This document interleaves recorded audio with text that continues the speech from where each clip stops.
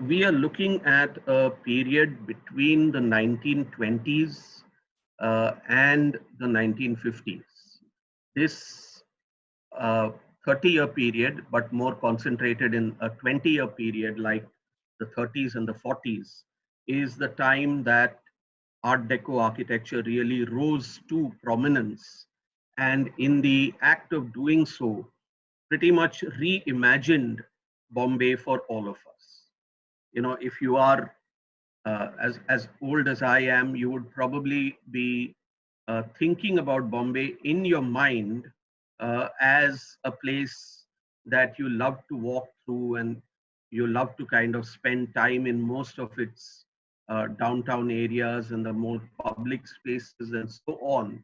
You will all probably agree with me that the images that keep popping up in your mind are walking through areas where the backdrop is probably populated by all sorts of buildings, mostly Art Deco, and these would definitely be seen in some very prominent corner buildings such as cinema theaters and office buildings and even apartment buildings and so on. So uh, the rise of this particular style, there are several reasons for it, and I'd like to kind of go through the reasons one by one before we move on to what Art Deco in Bombay actually is. So after the great pandemic of the 1890s, particularly the plague, there was a great desire in the minds of the people who were governing Bombay to create spaces that they considered to be much more hygienic, much less congested. And there were several ways in which they approached this.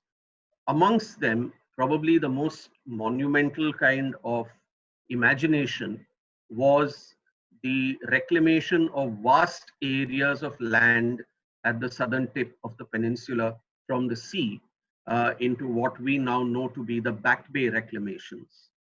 And this image shows you the proposal for what it would have been had it been completed according to plan. This is the Davidge plan of 1911. And here, what you can see are wide avenues, great open spaces, lot of green areas, but most importantly, a very clear sense of planning, especially a kind of grid planning on which plots are subdivided into neat rectangles. Buildings are well spaced between each other so that there is breeze blowing between them and around them. Uh, in short, this is more like what was proposed to be the garden city concept at the turn of the 20th century in England and in other parts of Europe. Now, the Back Bay reclamation did take place, but not to its complete extent. And there were two large projects of reclamation. One that led to the areas that came uh, to the west of the Oval Maidan, and then led to the sea. This reclamation kind of was completed by around 19 by the end of the 1920s. What it did was it resulted in several rectangular plots of land, which were then given out for the creation of buildings. And the other one, which is the famous Queen's Necklace, which was completed by around 1940, that led to another set of buildings that now, in this case, face the sea rather than face the Maidan. And the architecture that came up in these buildings was interestingly very self-similar and quite different from what preceded it. And I think the important aspect of Art Deco, especially in a place like Bombay, is that it broke precedent. You had a set of buildings that did not look like the buildings that came before it, were not built in the same materials and construction technologies, and were the brainchild of an entirely new group of architects, whom we'll discuss uh, a little bit on. So these are the kind of buildings that emerged along the Oval. You're all aware of these. These are some of the most loved, well-loved buildings in the city, and probably define Art Deco architecture like no other set of buildings in the city. This is also the time when we start to look at other changes in the city moving from being a big port city into now a much more mercantile kind of city, a city that had a lot of commercial clout, in which new activities such as banking, insurance, uh, trade, uh, was on the rise, finance and other aspects were on the rise. And this attracted a new type of person into the city, in the form of migrants. And these were the more educated, middle class, English speaking, much more of a cosmopolitan mindset group of people who are now required to work in these various enterprises such as banks and offices and insurance companies and so on, which also marks an interesting difference from a couple of generations earlier, where the migrants were largely mill workers. Now, for these people, you required a different type of architecture, and that led to the creation of what we now very commonly call the apartment block. Why does the apartment block differ is something we will discuss. But essentially, the rising middle class came to inhabit the city in the 30s and the 40s, and through their use of the city, through their activities, through their presence in the public sphere, tend, tended to transform it in many ways. This image is a kind of hypothetical idea of an ideal city, which is from an advertisement for concrete in the Journal of the Indian Institute of Architects. And it shows you a Bombay, if you like, which is not like a Bombay that one would have seen perhaps even a decade earlier. Like I said, wide open spaces, vast fountains, buildings that, most importantly, and this I think is one of the chief characteristics of Art Deco architecture, had flat roofs. This is a very big thing for Bombay because, given the tropical climate of Bombay, one would have tended to create buildings with deep sloping roofs, with their roofs extending over the walls to protect the building from rain and sunlight. But now, with this new kind of technology that was available, you could create flat roofs. Flat roofs gave rise to a particular uh, design of buildings that was very quick to build, that could work with a lot of repetition, and in essence could house a lot of people in a fairly short time. And we'll get to that as well.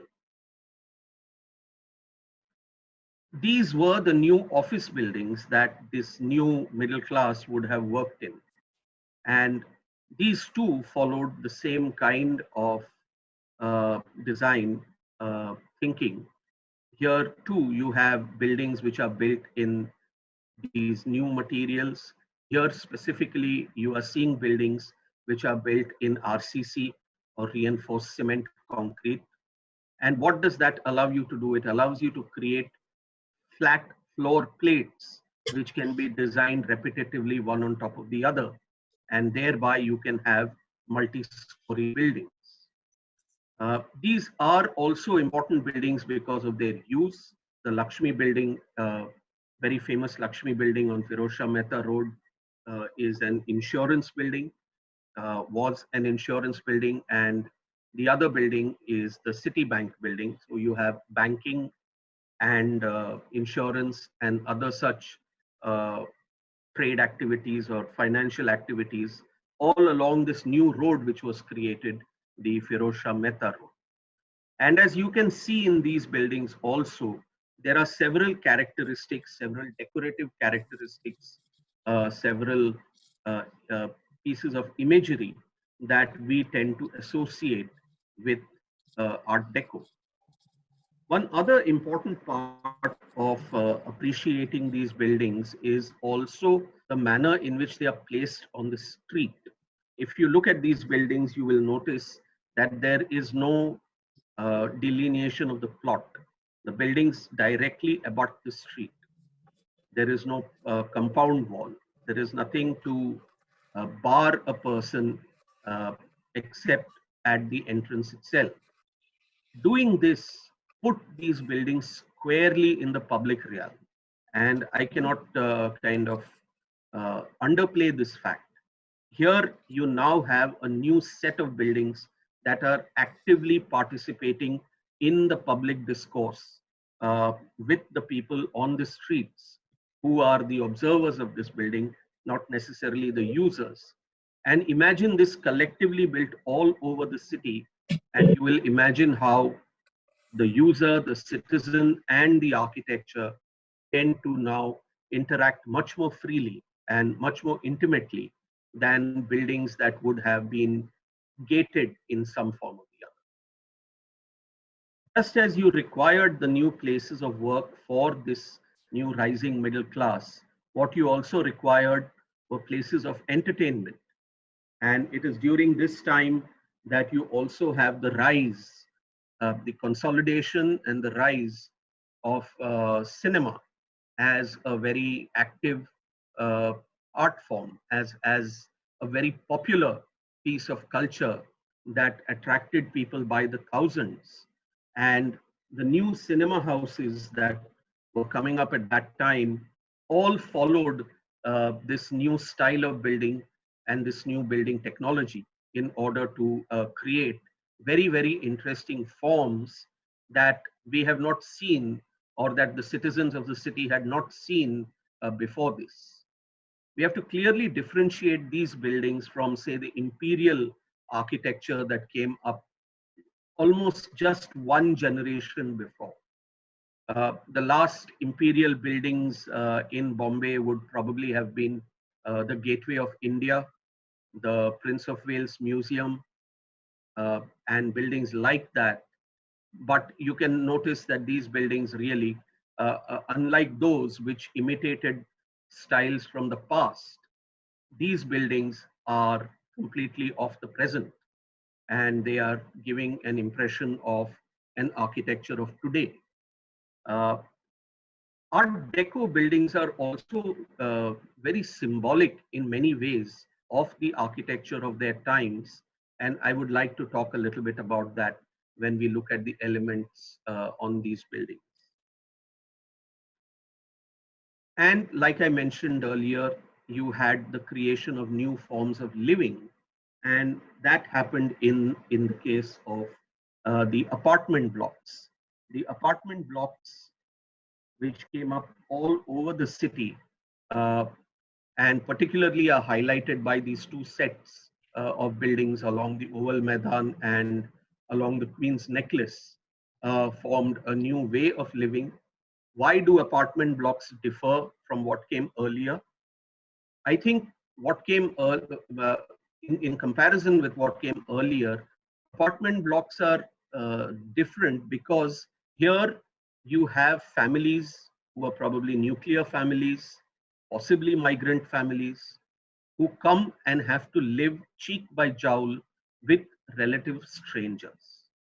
This would not necessarily have been the case earlier, because earlier you had such building typologies like chawls and wadis and such places where you would normally be living with people who were not very unlike you, whether that was in terms of uh, ethnicity, class, caste, religion, uh, locations from where you originally came, and so on and so forth. But here, you are living right next to somebody who might have been completely different from you.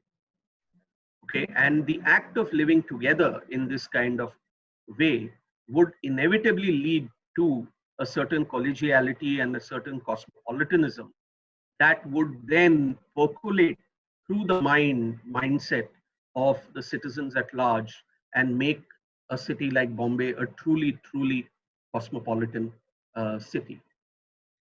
Now we've talked about the reclamations and the way that they led to plots on which buildings came up, but by no means were the reclamations the only places. There were several other locations in which new plans were worked out on which new buildings came up, and they also followed this style. I'm just getting ahead of myself a little bit. Uh, I should also tell you that it is in these areas, which now were the newest buildings, that you can also find pop culture and glamour kind of integrating itself, uh, as we can see in this image, which is a very rare image of Nargis sitting on top of a terrace along the marine drive, and she lived here along with several other people from the film industry who lived in these areas, because these became the new, perhaps even a little swanky kind of places to live in, and definitely the places that you could aspire to. So the aspiration of living in a new set of buildings, which is a completely uh, contemporary kind of building typologies, also overlooking the sea, must have been a great attraction for the well-to-do people along this time. And we also know that along the Marine Drive, there are several buildings that in fact were owned by the scions of princely states, the children of the Rajas and the Nawabs, and so on. Uh, so of course, when you kind of immediately tend to look at this picture, you all look at Nargis, I tend to look at the backdrop a little more. And the same is true with this image, whereas you are all probably focused on looking at Madhubala. I am more interested in the furniture that she's sitting on. And these pieces of furniture very obviously show the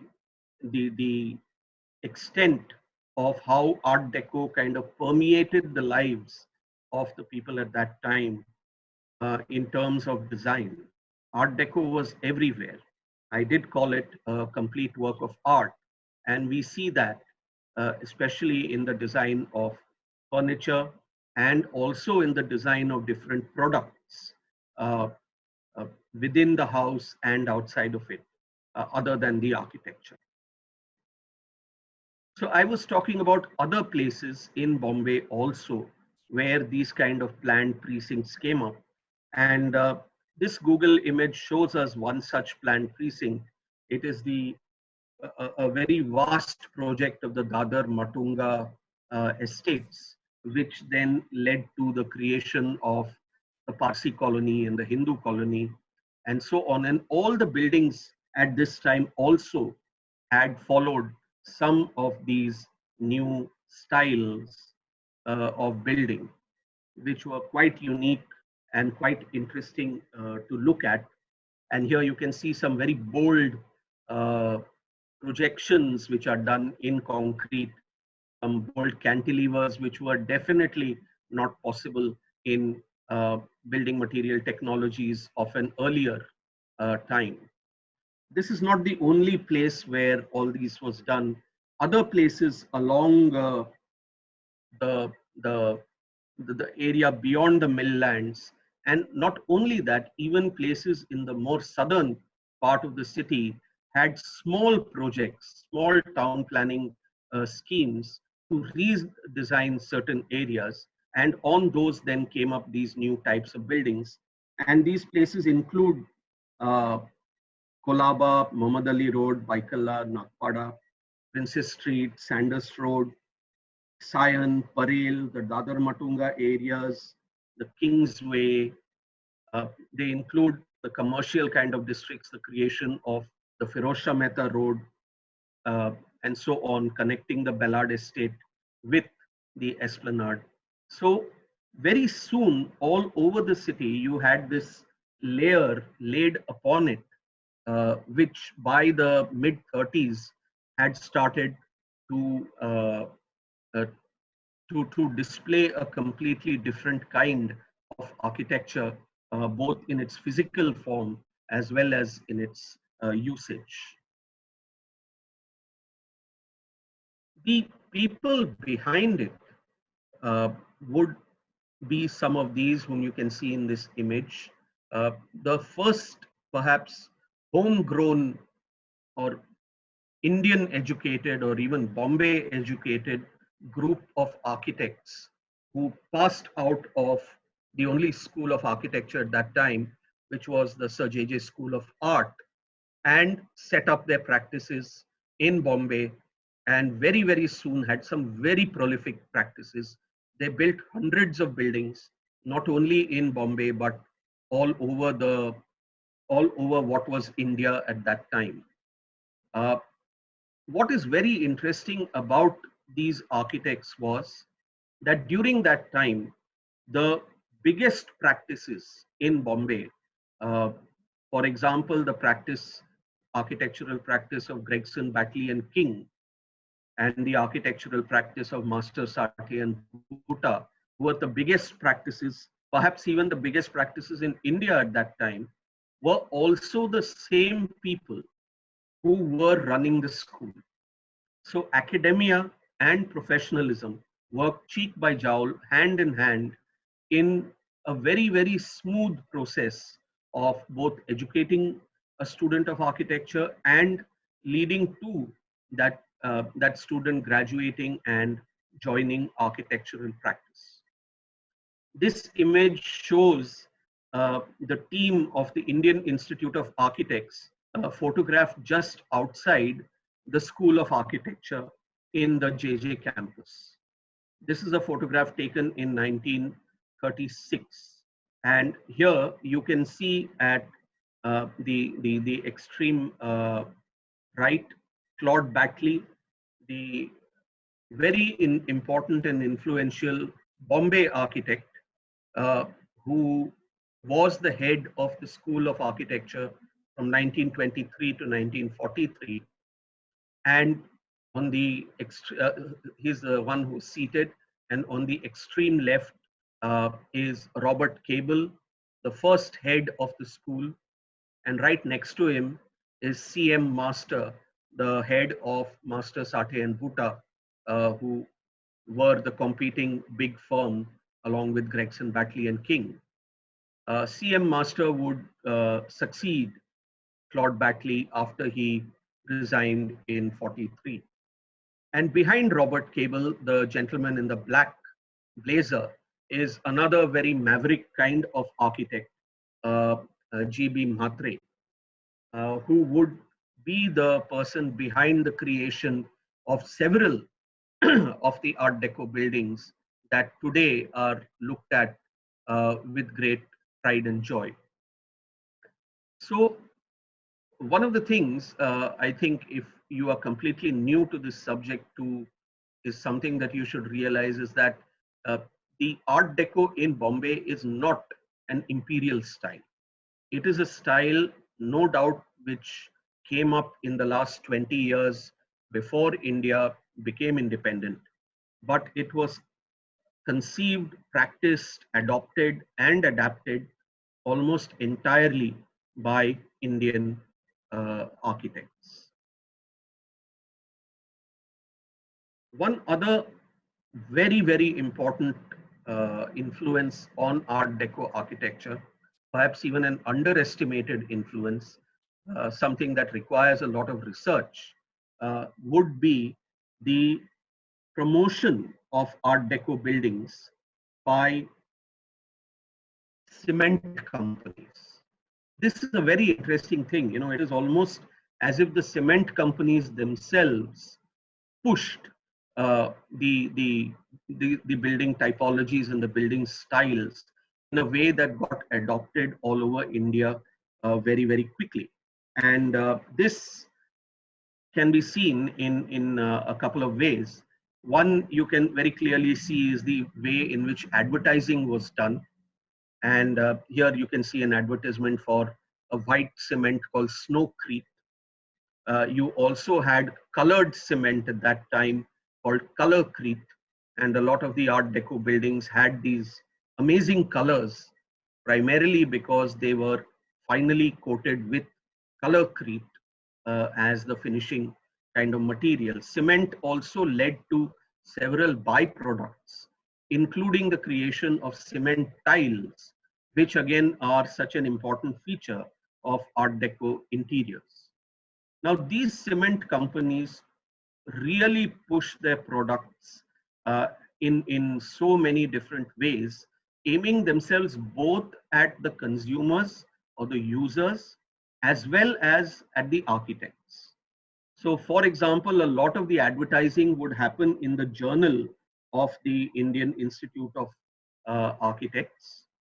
But at the same time, there would be brochures, there would be images of buildings which were put out in the public at large. One of the very interesting publications at that time, which would come out more or less on an annual basis, was by the Associated Cement Companies, a brochure simply called The Modern House in India. The Modern House in India had only photographs. Okay, it had photographs of buildings that were built in that particular year. And if you look through the pages of the Modern House in India, you will see that almost all the buildings that are displayed in the pages of the Modern House in India are built in this new style and with this new materials. So of course, self-evident, they are pushing their product, and therefore you will see that. But that is not the interesting thing. You know, when we look back historically, what we find is the amazing reach of the cement companies, not only in Bombay, where of course you had the major architects, but also all over the rest of the country. And I can tell you that just from one issue of the cement companies, the Modern House in India, which is 1937, just in that one issue, you see buildings that we now call Art Deco buildings, which were built in the preceding year from these following cities, other than Bombay. So you have Bombay, and then other than that, you have Pune, Ahmedabad, Surat, Morbi, Udaipur, Indore, Hyderabad, Secunderabad, Tuticorin, Bangalore, Lahore, Patna, Calcutta, Darjeeling, Kalimpong, Assam, New Delhi, Kanpur, Aligarh, Karachi, Madras, Coimbatore, Aleppi, amongst others. So the other important thing to be pointed out here is that Art Deco is not limited only to Bombay. Although Bombay has some of the finest specimens of that building typology and style, also different uh, functional buildings like office buildings and cinema houses and apartment buildings and so on. But during this very same time, these buildings were coming up all over the country. And as we shall see later in this presentation, they were coming up even outside the country in not a very dissimilar kind of way. So very quickly, Art Deco buildings became as ubiquitous as anything else all over the country, and people took to them across classes. So the important thing about cement is that it could be pitched not only at the people who had greater resources, but it could also be pitched as an affordable kind of building material for people with very limited resources. And you could build a building which had Art Deco characteristics, even if it were very, very modest. So now I come to the second part of this talk, in which we will look at the different elements that make up Art Deco architecture in Bombay and why it is very, very specific for that. Uh, Historically, we have looked at Art Deco, and historically there has been enough written about Art Deco as well. But one of the things that I tried to do in the research that I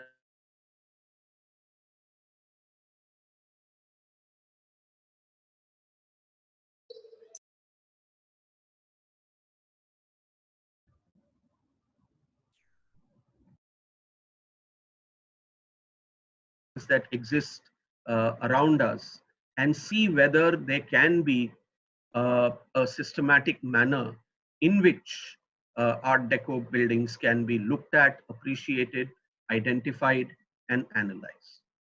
Now, if you are aware of Art Deco, you will probably look at this set of keywords, and probably you will find many words that immediately jump out at you in terms of what is Art Deco.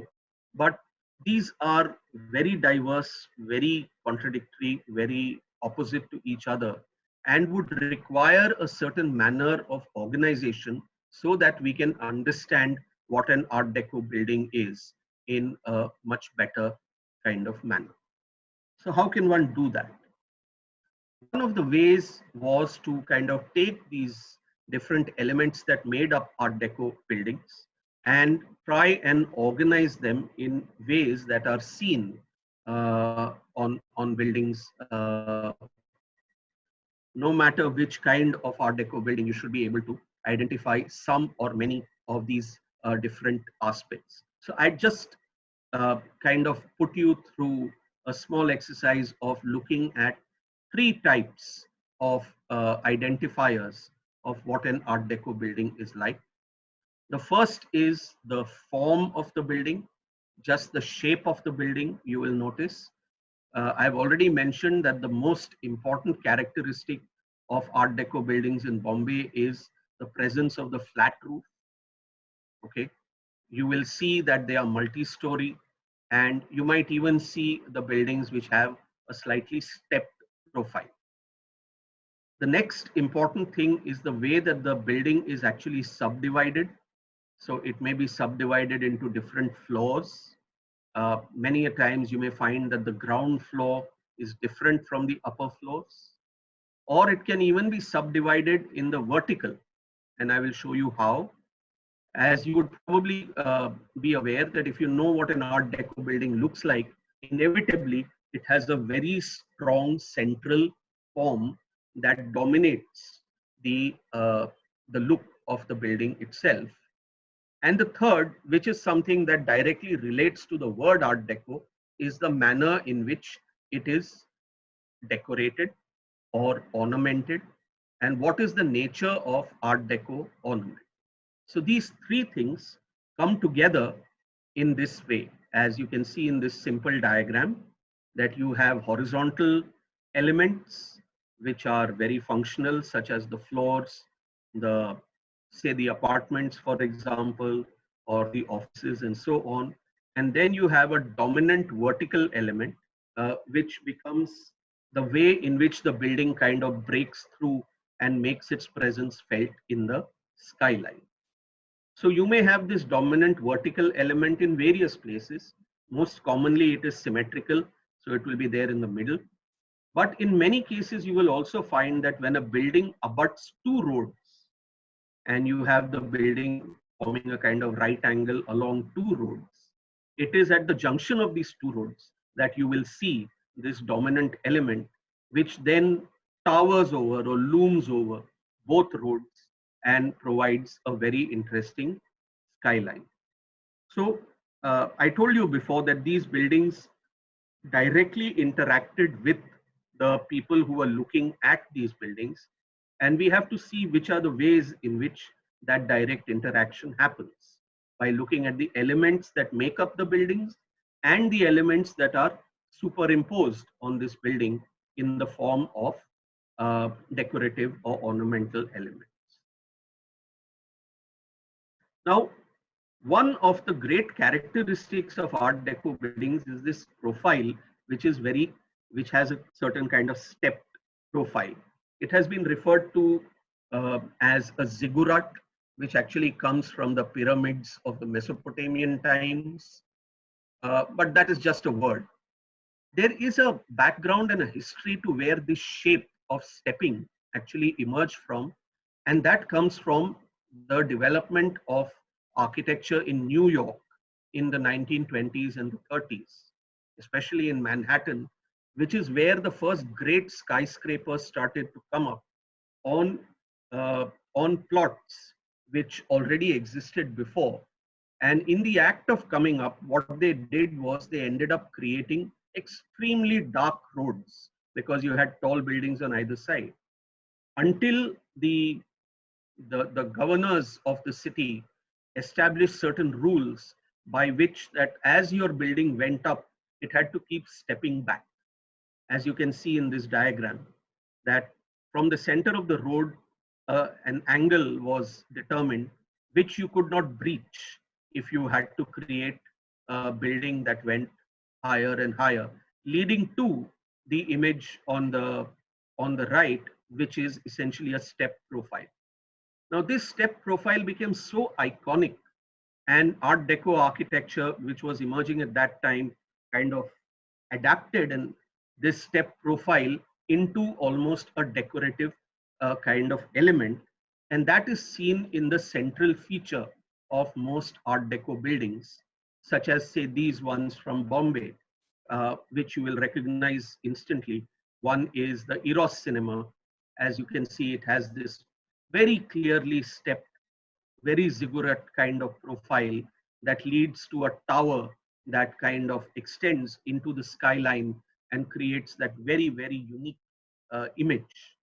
Or the New India Assurance Company building, which also has a central feature that rises out of the limits of the building into the sky and then ends up in a series of step profiles.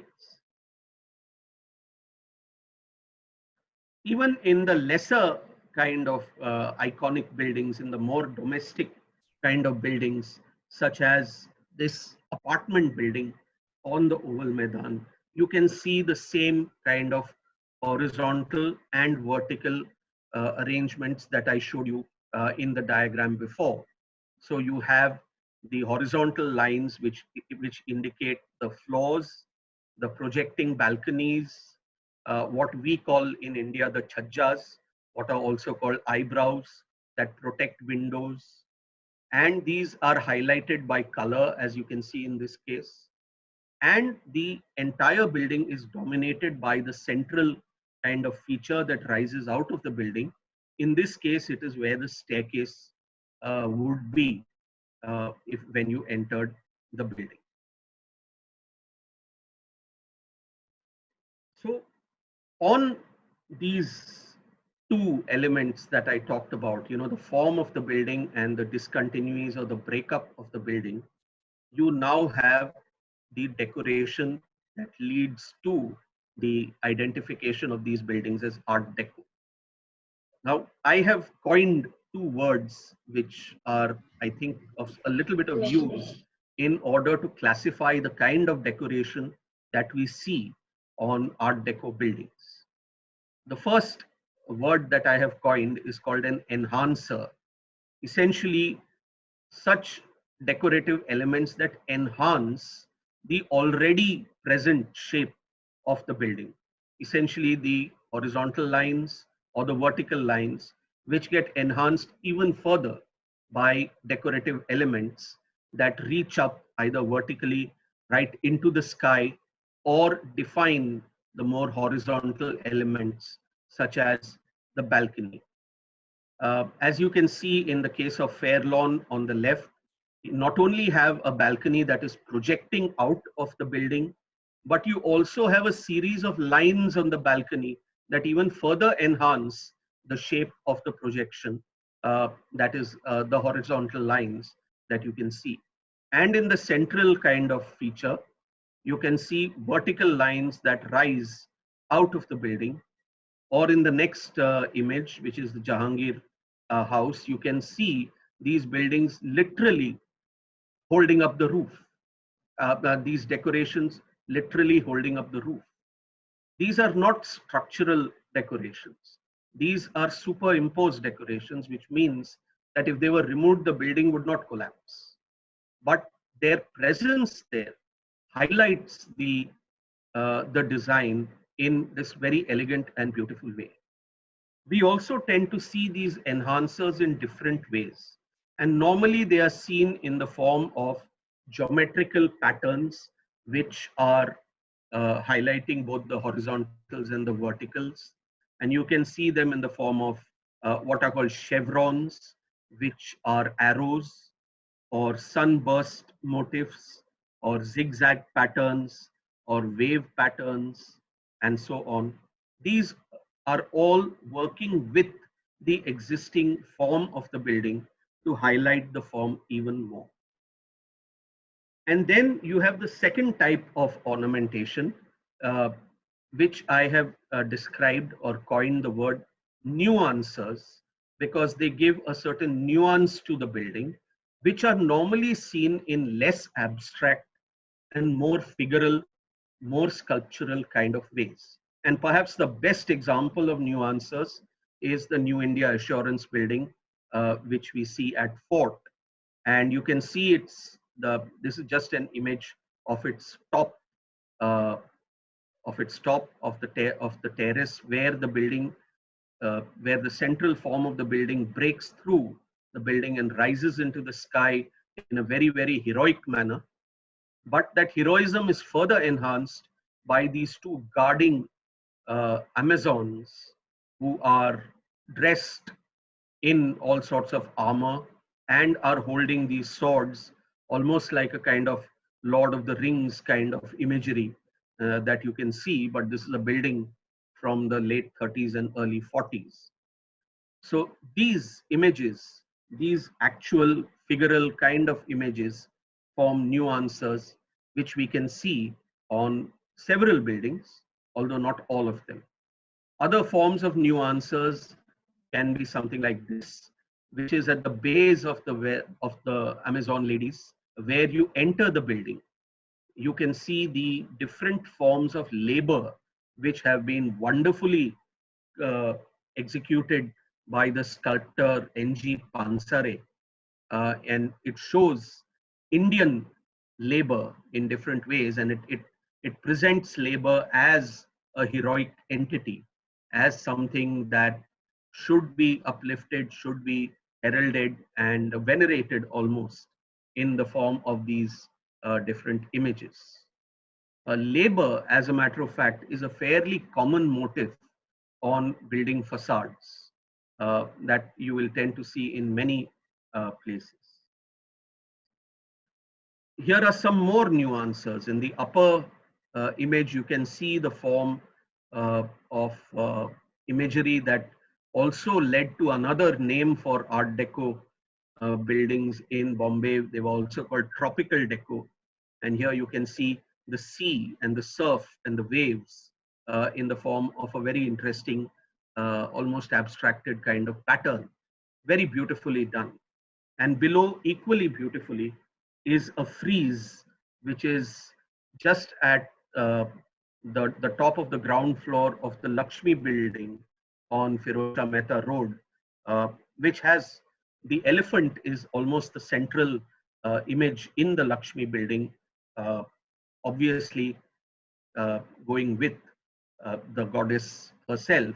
And you can see this frieze that runs along the edge of the ground floor. And these are a set of elephants rampaging through a forest, actually quite reminiscent of uh, some of the paintings and murals which you find in Ajanta. So here too, you tend to see how architectural decoration can use sculpture to a very interesting kind of effect.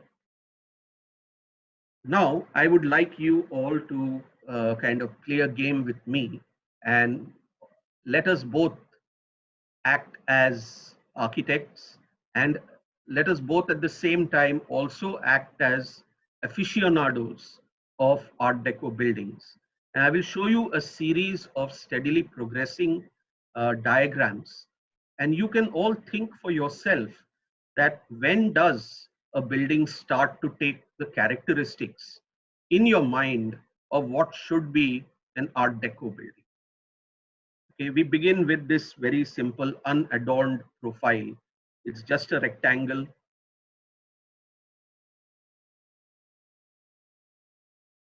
And then we break that rectangle into three. So you have one smaller central one and two flanking kind of rectangles. Does this look like an Art Deco building to you?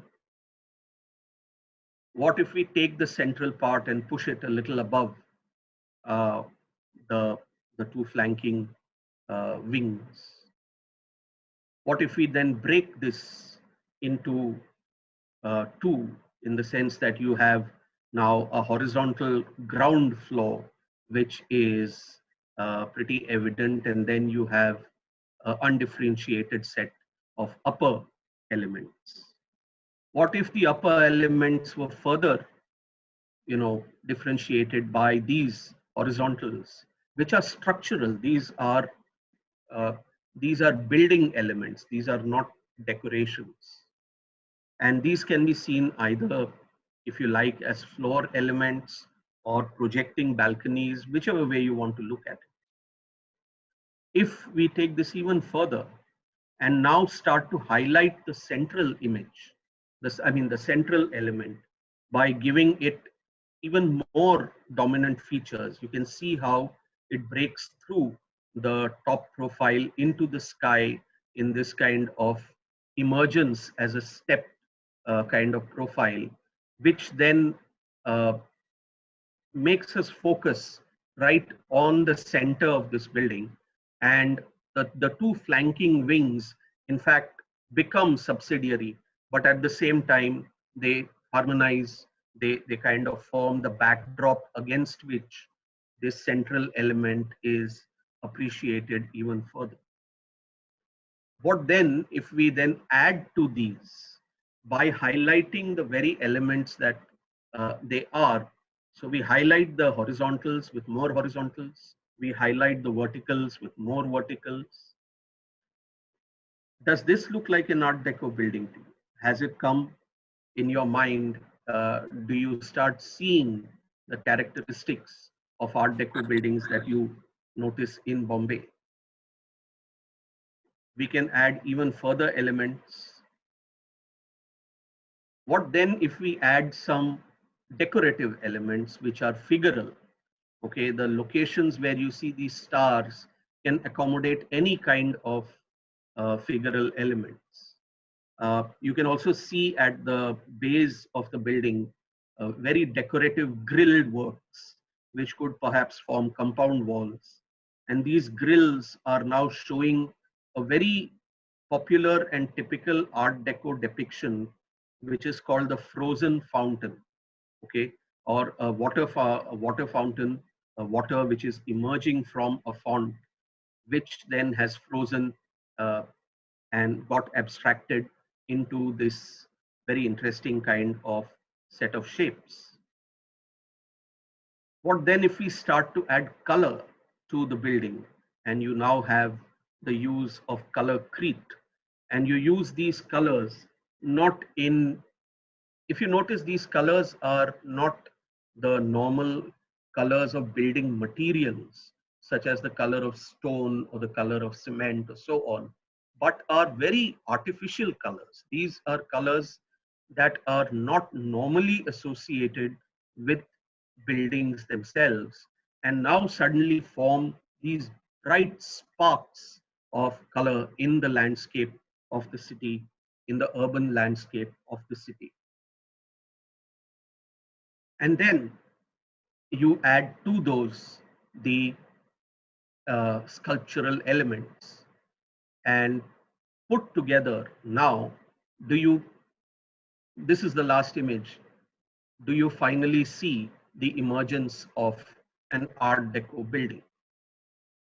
I have cut and pasted various elements from various buildings on this one single hypothetical building, just so that you know where the location of these different elements actually emerge. And together we tend to see uh, the layered kind of formation of what an Art Deco building in Bombay should be like. Now, this building, which is completely hypothetical and does not exist, and we have both built right in front of our own eyes, can be compared with actual buildings which are there in the city. And here you can see to the right a building from the Oval, Palm Court. And here again, you can see all these three types of elements that I talked about. Okay, the form of the building, the central element that rises through the building, the horizontal wings, and the superimposed decoration. We can see this in other buildings as well. Here in the very famous Empress Court, here you can see the central element and the horizontal, or how the horizontals are there. You can see the enhancers. There are no nuancers until you go close to the building. Incidentally, this is a photograph taken of the building probably either the very year it was built or just a year after, and it looks quite different from what the building looks like today, because a, a floor has been added and the central form of the building has undergone a certain amount of change. So these chhatris have gone, and what has emerged is a tower-like structure that emerges from the center of the building. Or here in the famous Suna Mahal on Marine Drive, once again, you can see all these elements that we talked about. I hope that by doing so, you are now able to look at an Art Deco building and work your way through these 2 or 3 steps by adding layers to this building. And this idea of layering is very, very important in order to appreciate the building itself. I was telling you about how these buildings proliferated all over the country, and I'll just show you a few images which tell you how the same form can be seen not only in Bombay, but here in Madras in the form of a office building that has a very dominant corner. The middle image is right in the middle of Chandni Chowk in Delhi, and the image to the right is the famous Damodar building in Goa, which is literally comes as close to that little drawing that we made as any other building. Even when it comes to cinema theaters, look at these two very lovely cinema theaters at two different ends of the country. Uh, in Patiala, you have the famous Fool cinema, which came, I think, in the 1940s. And here too, you can see these various types of forms, the central element and the superimpositions, and the very decorative Annamalai in Madurai, which is so colorful and has so many different elements, but still forms part of that larger family of buildings that look like Art Deco buildings. Another place where you do tend to see Art Deco buildings is in the much more quieter domestic kind of locations everywhere in the country. These buildings, when you look at them, we can call them Art Deco buildings, but they don't necessarily follow the pattern which I showed you, because in these cases you find Art Deco is used in the form of elements. So you have windows which have Art Deco features, you have balconies which have Art Deco features, but they don't all come together as that combined work of art. But nevertheless, by looking at these elements, we can see some very, very quirky kind of flourishes that are done by whoever built these buildings in the 30s and 40s. And you may be surprised to know that both these buildings, and these are two different buildings, are from the very, very dense inner parts of Amritsar. Both these buildings are not very far from the Golden Temple, because the Golden Temple is surrounded by some very dense areas where you have alleys and gullies filled with buildings. And then on occasion, you have these wonderful buildings which pop out at you and kind of delight you with the manner in which the detailing is done.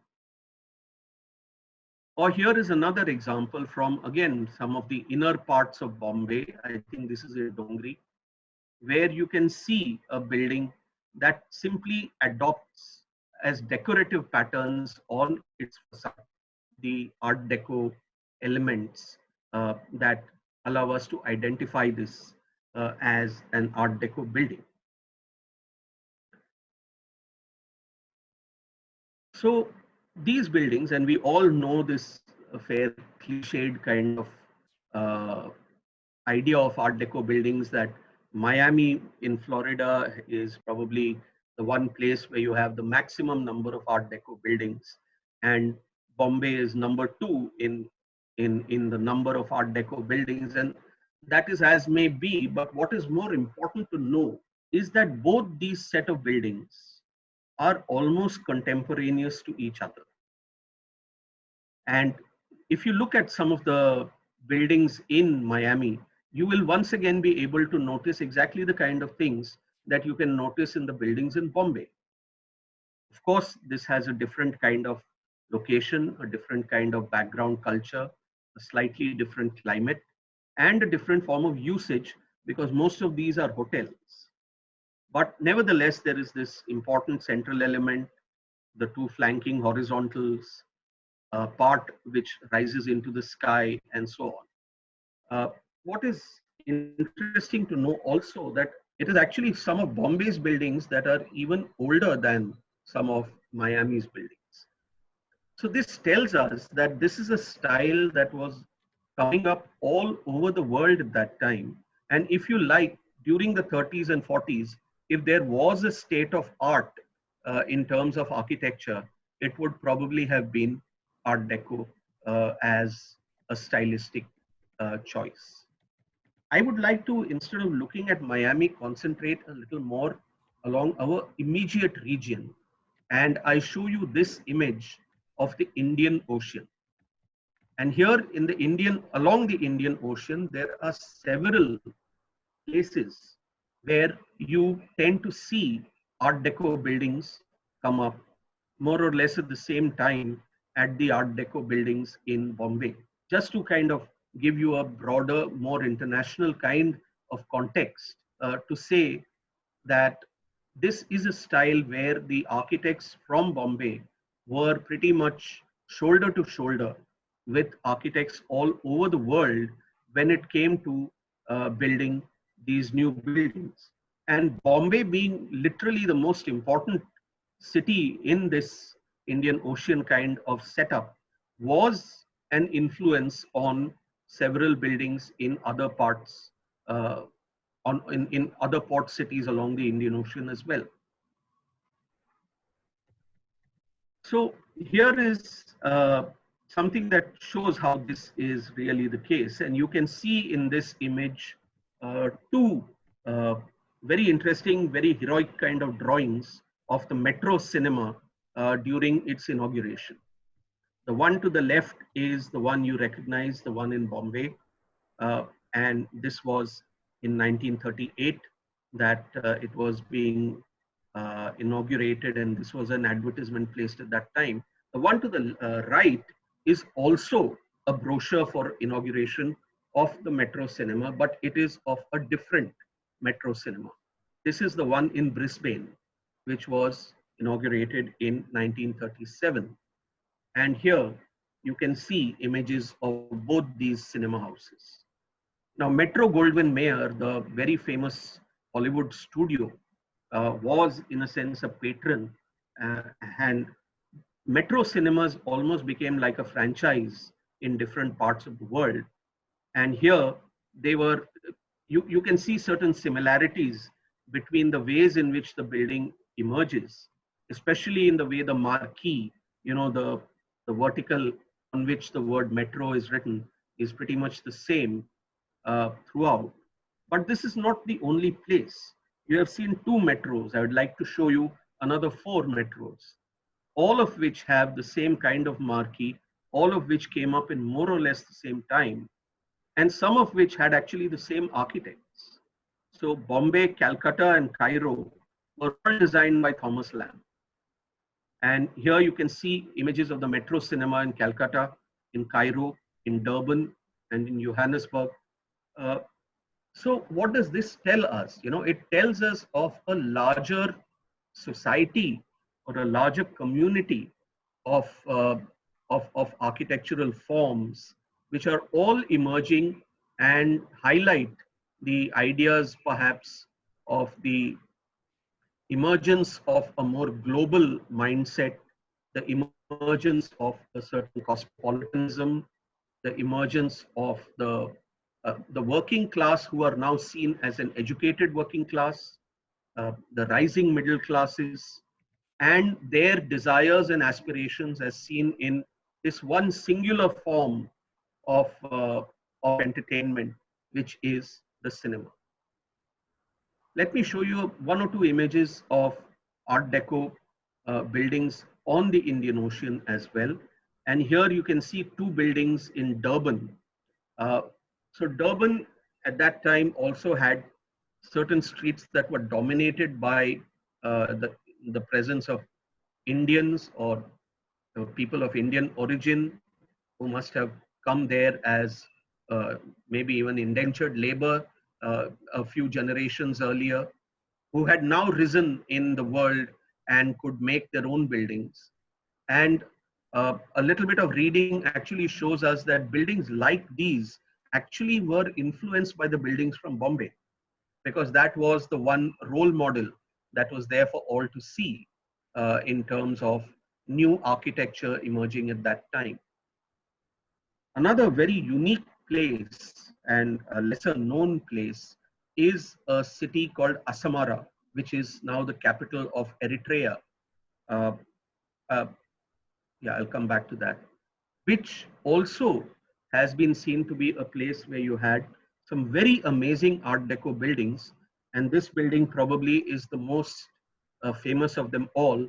It is a petrol service station built in 1938 with this monumentally large cantilever. This is as much a work of engineering as it is of architecture. But at the same time, almost at the same time, you also had petrol stations which were being built in Bombay in the Art Deco style. And this is a drawing of a petrol station in Ballard Estate, uh, which just recently completed 80 years, which is still functioning just as it was when it was first built. Uh, and the architect of this building is GB Matre, whom I talked to you about earlier. So there is an international presence of these kind of buildings in and around the Indian Ocean, even as Bombay is flourishing in Art Deco buildings. These can even be seen in other typologies, as I can show you in this image, which is the image of sacred buildings. So here there is a temple in Durban with very clearly Art Deco characteristics, and the famous Agyari at Churchgate, which is built in the Art Deco style by Claude Batley, the firm of Claude Batley. So the ubiquity, the overall presence of Art Deco in our city and in our surroundings and in our immediate neighborhood, whether even outside of India, is something that we should all appreciate. As I was doing my research, the one thing that became more and more clear is that there are many, many more buildings that are Art Deco in style outside Bombay than they are in Bombay. And they are worthy of research and appreciation as well. However, the problem arises in how we look at Art Deco buildings, because at what point do we see a building and call it an Art Deco building? And as one finds that when Art Deco first started to emerge in Bombay, it emerged very quickly. In fact, it emerged in just one half decade of the 1930s, where you had the full flow of buildings coming up in a in large quantities. But the style slowly faded away, right from the end of the 30s through the 40s and through the 50s. It went through a series of little declines until finally it was no longer present. And even as it was declining, you can start to see the how Art Deco can still be visible in the elements. So I showed you this as a completed hypothetical building. But what happens if we now go in the reverse way? Let us start removing color from this building, okay? And let us start removing the nuances. So the only thing that remains is the enhancers.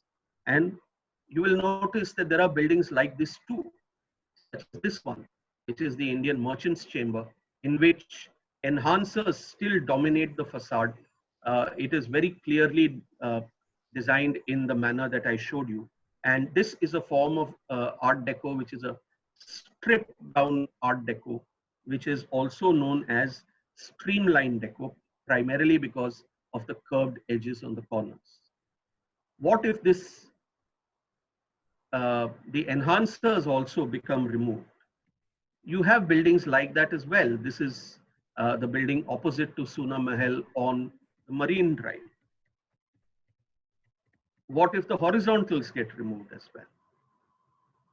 And you have buildings like this, with almost hardly any Art Deco elements except the corner, and that is enough for us to identify this building as an Art Deco building. This is the new Talkies in Bandra, which no longer exists.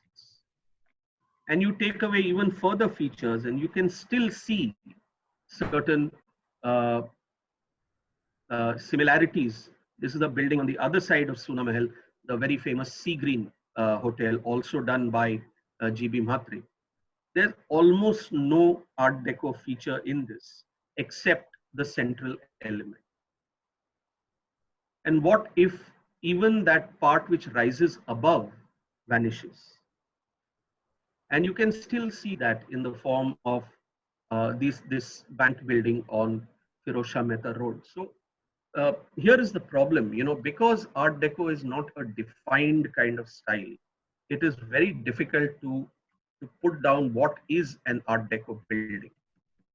Essentially, that is because uh, you have to locate it within the set of layers that I showed you. Once you can locate it within, then it becomes much easier to say whether a building is Art Deco or not. Although historically, one must say that from the uh, 1950s onwards, this style kind of completely was subsumed by a much more modernist kind of style, but that is the place for another lecture. I'm going to conclude by just showing you two more important things. And one is, of course, a matter of pride to all of us when the Art Deco buildings in the southern part of the peninsula were included in World Heritage Convention's nomination in 2018, along with the equally impressive line of neo-Gothic buildings on the other side of the Oval Maidan.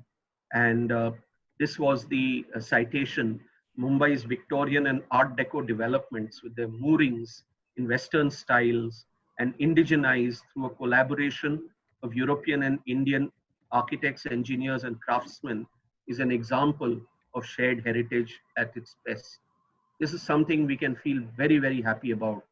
Um, and the fact that even after almost 80 years, most of these buildings are used in perhaps the same way as they were when they were built. The UNESCO Statement of Integrity also said that it is argued that these buildings retain an integrity as planned urban developments in an Asian colonial city. My last point is this. I want to talk a little bit now about the fragility of our heritage.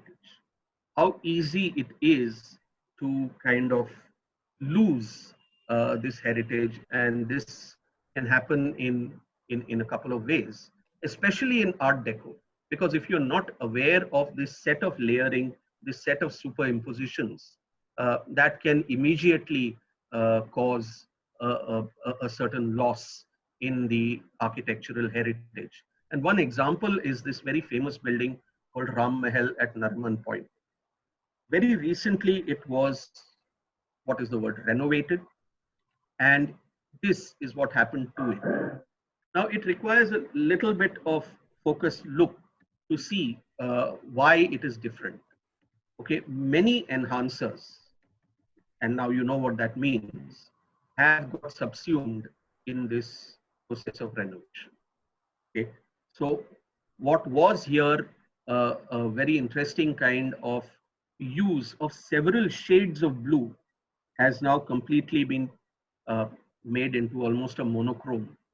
And some of the horizontals and the verticals that really enhance the building in its original form have got covered up with plaster. The next example is not Art Deco, but something which is much more radical in terms of transformation. And you may have read about this. This is the famous example of the Dhun Lodge. This is not an Art Deco building. This is more of a neoclassical building. But in their wisdom, whoever renovated this building converted it from what you see on the left to the one on the right. And as you can see, every shred of ornament was stripped down, and you have nothing left, in terms of its facade that you could really admire and appreciate things that were there earlier. And this is what can happen, if heritage is not looked at properly. And well, the end is that Dhun Lodge did not even have to suffer this kind of ignominy, because very soon, in a year or so, this is what happened to it. And that is the end of Dhun Lodge. So I would just like to end by reiterating once again that Art Deco in Bombay is something that we love and cherish, which forms the background to our lives. It is a kind of set of buildings that we take for granted, but perhaps we cannot take it for granted, because almost none of these buildings are really protected uh, uh, under heritage laws. It's only that this nomination brought in a certain level of attention that if, say, a building over here in these nominated buildings is in any way unfortunately damaged, that would come to public attention. But what about the hundreds of buildings that are not in this nomination? They have little or no protection against renovation, as you can see here, or outright demolition to exploit its real estate potential.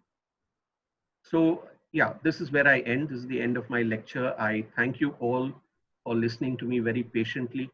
And I would be a little sorry if I kind of overshot the time, but I hope you could hear me clearly, and I will be very happy to engage in a discussion on, on the different things that we have talked about. So thank you so much. And I will stop sharing my screen now. Thank you so much, Dr. Dalvi. It was a real pleasure. You took us through the socio-economic milieu. You took us through the various aspects of layering. You taught the laypersons amongst us how to recognize Art Deco building. And then the next thing was the stripping of all the various elements and seeing the bare bones of what constitutes Art Deco.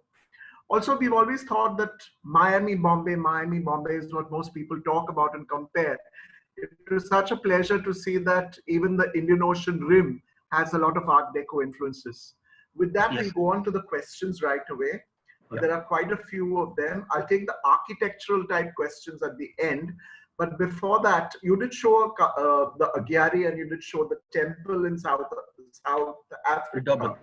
Can you, yes, the question was, can you shed some light on the role of Art Deco in religious structures? And how did G.B. Matre get involved in structures like the Prabhadevi Temple and the Gamdevi Temple?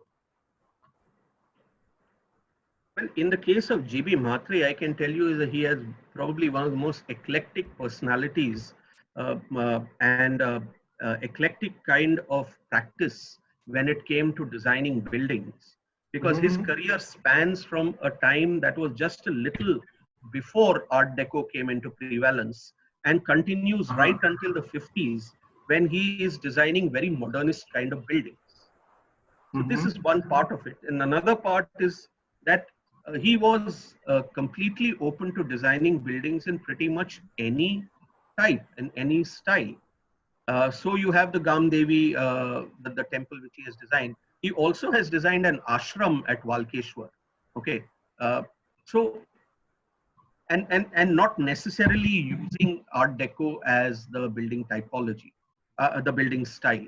So he was very open and very eclectic, like I said. Okay. In the case of religious buildings, it is simply that it was both the building, the style that was prevalent at the time, as well as the use of the new building technologies. I think we should always look at the building technology as the central driving force of a building that comes up at a particular period in time. And in the 30s and 40s, that technology was very clearly RCC. So if a new temple was being built, it is inevitable that it would have been built in Arsis. Correct. You did mention that Art Deco also spread to other cities, and you included Delhi in that long list of cities. Yes. But somehow, though, all these buildings were coming up in Bombay in the 20s and 30s and 40s, and that was also the time Lutyens was building Delhi. How come it's not as prevalent in Delhi as it is in Bombay? You're right. It kind of comes a little later in Delhi, but it is prevalent in Delhi also. I think here what is being implied, and I should say it openly, is that there is clearly a distinction between imperial architecture and non-imperial architecture. So what you are seeing that is happening in Delhi, which starts from the first decade of the 20th century and is completed by 1931, I think, is imperial Delhi. You know, the Rajpath and the buildings around it and what we now call as Lutyens Delhi. Okay. But outside the pale of the imperial gaze, you had a lot of architecture that was being built. So who was building that architecture?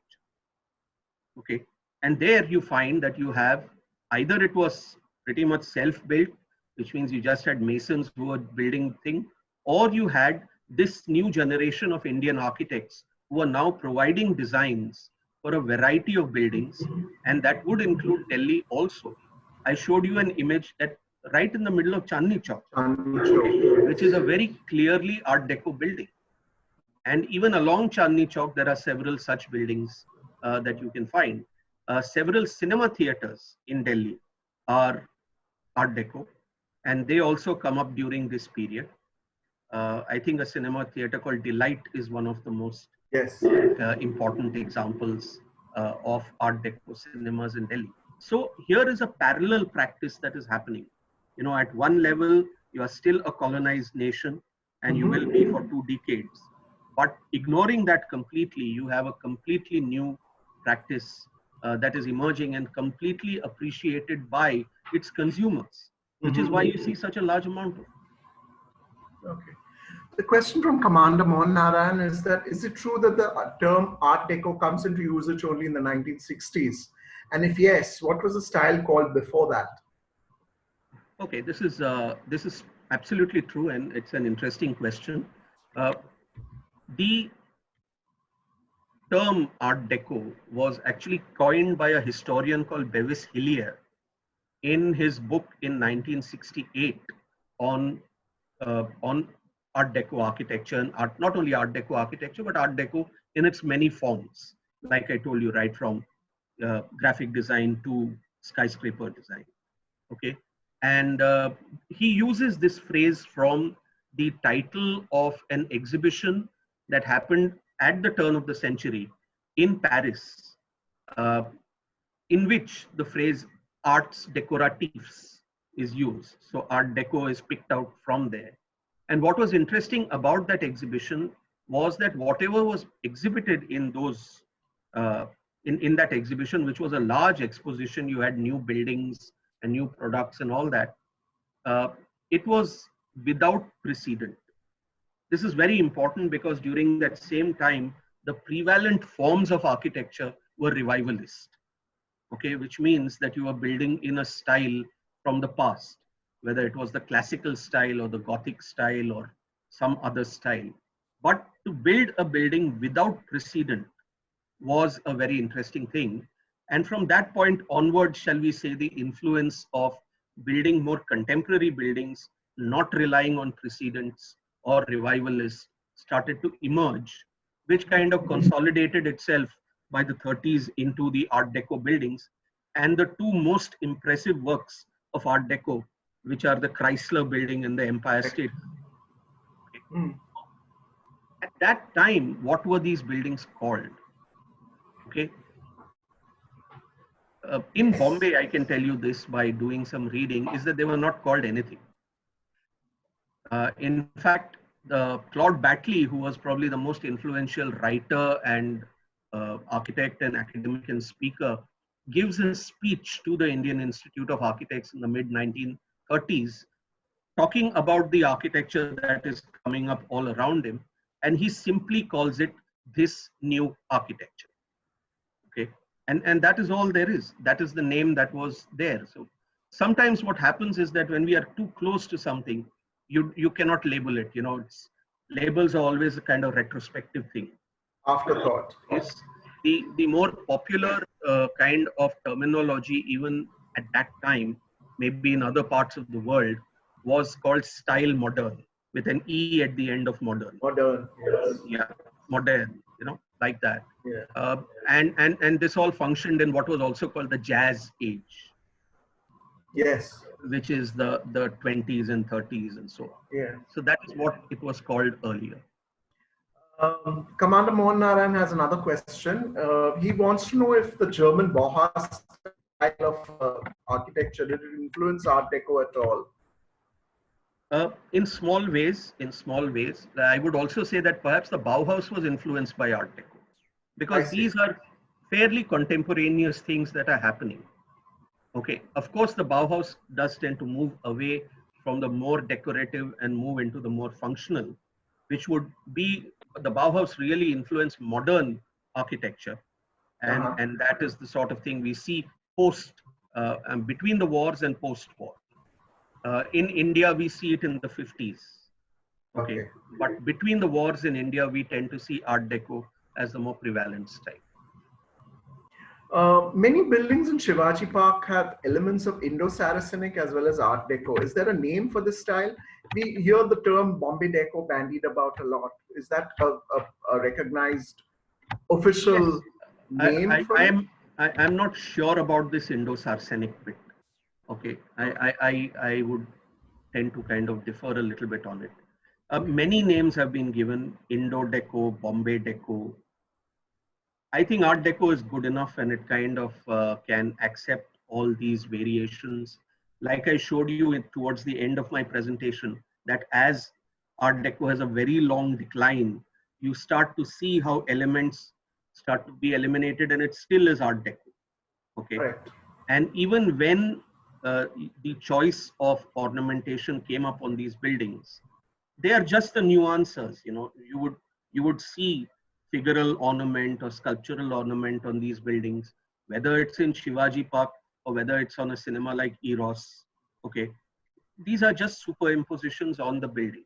That doesn't make it an Indo-Saracenic building, which is a completely different historical concept, which is relating back to the latter half of the 19th century. So no, I would not say that.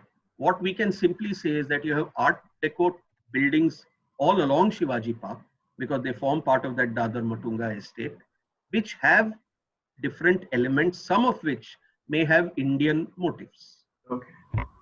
Do we know, sir, which is the oldest Art Deco building in Mumbai?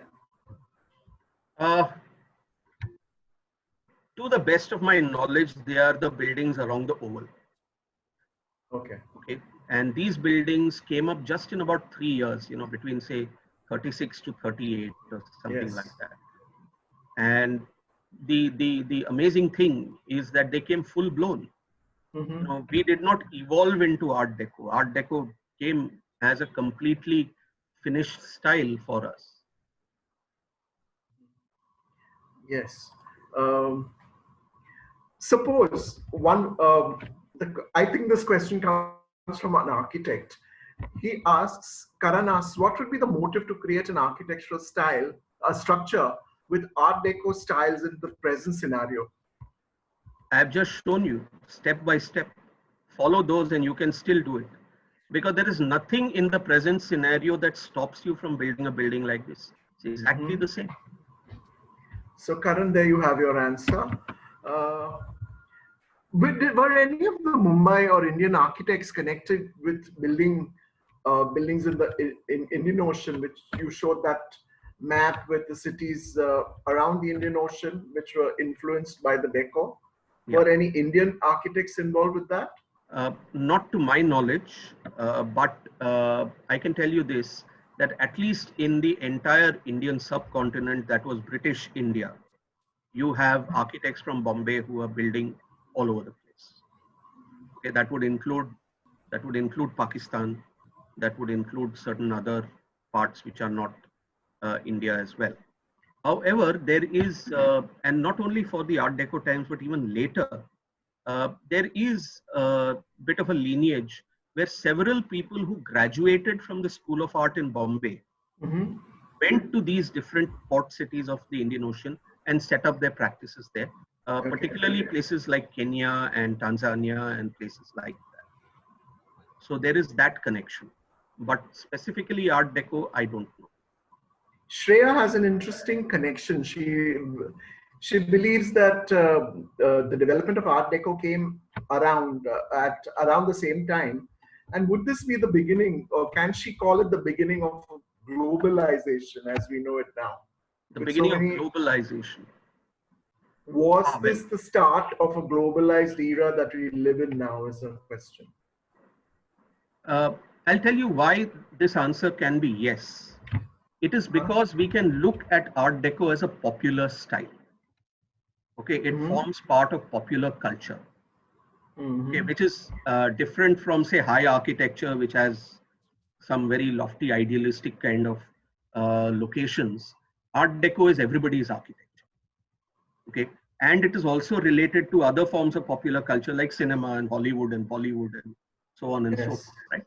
It is propagated through fashion, it is propagated through magazines, it is propagated through cinema, through advertising, so on and so forth. And this happens all over the world, and it is happening more or less at the same time. So in that sense, I would definitely agree that it is international in its reach and influence. But then please remember that right from the middle 19th century, a style like neo-Gothic can be equally called international because you had that style then emerging in different parts of the world as well. But the True. explosion of Art Deco is something quite special. Okay. This question probably comes from a owner of a building. She asks, what is the expected life of an Art Deco building before it begins to require repair and restoration? The answer to that question is what is the expected life of an RCC building Okay. before it requires repair and restoration? Okay. And I think if you live in an Art Deco building, it is about time to look at repair and restoration if, say, nothing has been done to this point. Okay. I think after about 30, 40 years is the time that the building does need to be looked at in terms of repair and restoration. So most Art Deco buildings are about 80 years old. Many of them are in perfect shape. I mean, they can continue for fairly indefinitely, and that is the wonderful thing. But there's no harm in looking at the state of the building you are in at any given point of time. Okay. Moving on, the Ideal Home exhibition in the 1930s, which took place in the town hall. Commander wants to know where he can get details of that exhibition. Uh, well, you can look. The Ideal Home exhibition was uh, covered in the pages of the Journal of the Indian Institute of Architects at that time. That is the one source that I can definitely suggest. It was also later on referenced in several books on Art Deco, which would include the famous book called Bombay Deco by Rahul Mehrotra and Sharda Dwivedi.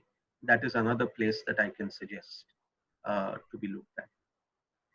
Now we move on to an area which you said that you're not going to touch upon the other aspects of Art Deco outside of architecture and buildings. The question though comes from Ajinkya: what threads can we take or use of Art Deco in today's world in advertising and communications? It's already happening, isn't it? I mean, Art Deco is all around us. If you use the font in Microsoft Word called Broadway, you are using an Art Yes. Deco font. Yes. So the interesting thing about Art Deco is that we tend to absorb it subconsciously. It is a sensibility almost that you are embedded into just as you are growing up. Okay, and because you're growing up in an Art Deco city, perhaps if you're from Bombay, and most of pop culture has sublimated Art Deco into itself, and it keeps on popping up from time to time. Mm-hmm. Yes, very true. Moving on to the architecture type questions.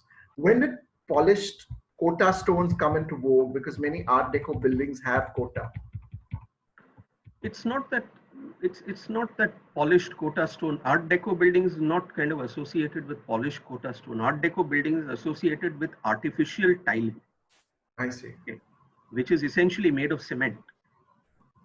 Okay, and if we look at an Art Deco building as a complete work of art, okay, which means not only the facade of the building, but the interiors of the building, the fixtures of the building, the way the interiors are finished and the moldings on the ceiling, and the very beautiful forms of flooring, especially these very geometrical patterns and some very abstract kind of designs that form the flooring of some wonderful Art Deco buildings, which have even survived to this time, were all mostly done in the in tiles.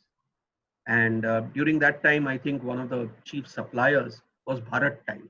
Yes. And Bharat Tiles are, we should credit them with their impact on the buildings that came up at that time. Polished Kota, again, I'm not exactly sure of this, is probably a later thing. Okay. Many people replace the tiles, with stone Yes. later on. And, yes. So you have to be able to judge whether what is below your feet came with the building or is a later addition. It's a later addition. One problem with 80-year-old buildings is that so much of change has happened within and without that it is not very easy to know what was original and what was not, because they are all occupied, they are all used and they are all kind of accepted. Okay. When did this style start to get taught in your college, for instance?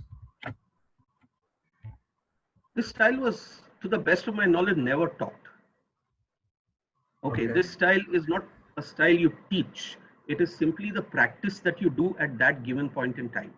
Mm-hmm. So say, for example, we have drawings made by our students in our college from the 1940s. Mm-hmm. Okay, and in that you can see the sensibilities of Art Deco. Like say, for example, there was this great popularity of using Art Deco lettering forms.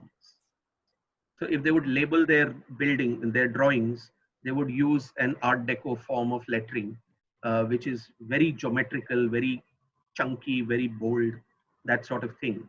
Or when they are doing designs of buildings, you can see some of the Art Deco kind of sensibilities, because essentially outside of the college, those are the kind of buildings that are coming up at that time. So they are not taught Art Deco, they are taught architecture. And what it would be is that they are being taught contemporary architecture at that time. It's simply that contemporary architecture, when built, looks like these buildings. And I think the last architecture type question was, if all the slabs in Art Deco buildings, are they RCC or do we also have brick masonry slabs? I think they are all RCC. They're mostly all, there may be some examples here and there, but the driving technology of Art Deco buildings was RCC. Mm-hmm. That is what allows us to create these wonderful cantilevered balconies, unsupported balconies and eyebrows and chajjas and these beautiful horizontal elements, which were not so easy to do before RCC technology came into vogue. The last question is slightly complicated, so I'm going to read it out as is. As we see today, the contemporary architectural style is everywhere. So, if the Art Deco style building is built, would it suffice the needs of the people as it did in the past? Or would it necessarily have to be a fusion of contemporary? Can I read it again? No, I got what you mean. I'm just trying to frame an adequate response to it. Sure. I think it is exactly the same. There is no difference at all. Okay. Do you live in an Art Deco building? Do you have friends who live in an Art Deco building? Have you visited an Art Deco building, which is an apartment? Okay. Have you looked around, walked around it? I do not see any difference at all, other than probably what we see today is the buildings, our room size is becoming smaller and smaller, but then that is the function of real estate. Okay. I have to tell you that even in its own time, Art Deco was not automatically appreciated. One of the first complaints about Art Deco was that the rooms were very small. Tiny, yes. Yes. But there is no difference at all in terms of its functionality and usage. In fact, they are wonderful buildings because they have excellent cross ventilation. Which reminds me of an anecdote. I did hear once upon a time stories about how flats in Empress Court were going vacant for up to a year and a half before people decided to actually move into it. Would that be correct? I have no idea. Okay. But it's very interesting. I think it's not about the flat. It's not about Empress Court. It's probably about the locality. Okay, because the mindset which has changed now is to have much more of a gated kind of situation. Mm-hmm. Okay, if you're living in Empress Court, you are living in public. You step out of Empress Court, you are on the street. Okay. You go into the balcony and you can communicate with somebody on the street directly. Maybe our aspirations have changed in today's world, and you want much more of a buffer between the street at large and your own kind of inside the home kind of life. And that is why there would be problems in living in a place like Empress Court, and you would prefer to live in one of the skyscrapers or the more gated communities which are coming to the north of the city, because once you are inside, it's like you are in some sort of manufactured paradise, I suppose. And you can ignore the city completely. Yes. I think that is what it is. I was talking about Empress Court when it was built, that they had to actually encourage people to move into that part of town. But you've answered it very well. I think we end with... I misunderstood you completely. Not at all. Yeah. So that may not be true only for Empress Court. It would probably be for the whole set of buildings that came up at that time. I should also tell you that especially the buildings along the Oval, they were built for a variety of purposes.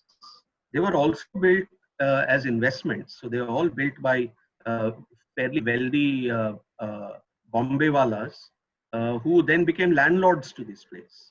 And there is even, we also know that amongst the first tenants of these buildings were actually the British. Yes. They were the people who had recently come to work in Bombay in a variety of places and needed places to stay. And they stayed in these new apartments which had come up along the Oval. And speaking of the British, one of those buildings, I think it's either Fairlawn or Palm Court, it features quite prominently in this serial on the Raj called Jewel in the Crown. Unfortunately, a suicide takes place in the movie, in the series, in those buildings. I think we're done with the questions, Dr. It's the same Dalvi, time. except there's